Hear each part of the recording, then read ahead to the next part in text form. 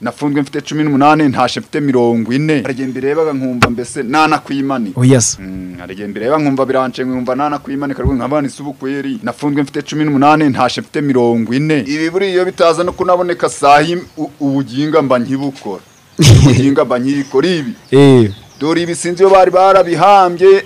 nanabonanye na maje mu karere mbona n'abavoka batagira imipaka mbona n'iki byari byaranze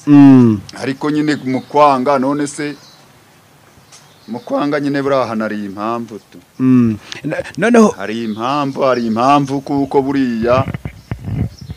amaboko ataresha ngo ntaramukanye urumva nyine ntago nagomba kuramukanya n'amaboko ataresha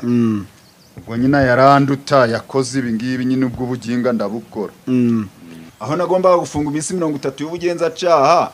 urabona bahamfunze imyaka 20 ico bishatse kuvuga none se wambwira ngo parike ikatira umuntu gute bigera naho nambwira ati weho nubwo ibi bigoro uri kurya hano wabirya imyaka 1000 ngewe bari joro nta gihombo mbifite none se icyo mbaza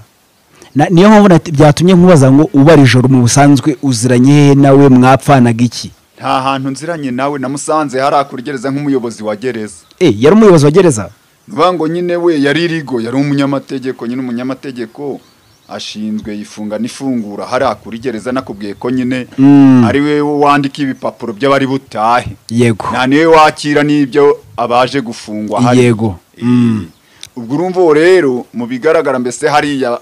nari mfunzwe na ruswa ni ruswa kuko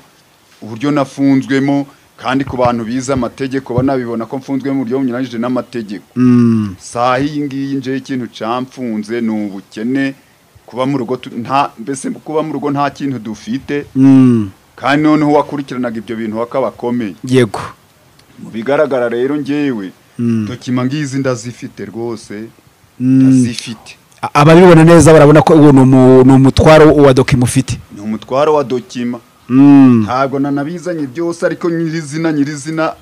aho ruzingiye ni hano ngewe nageze hariya mfite imyaka 18 yego mvuyemo mfite 40 yego mvuyemo mfite 40 gereza hiti ntangira ngo ntago ngomba kuva aho ngaho mfite indose y'imyaka 20 yego kuva icyo genge natangiye kuburana na gereza ngo ni nko kuburana nayo kuko nabaga ndi kubaza ibyanje mfunzwe ndi umwana yego mwana w'imyaka 18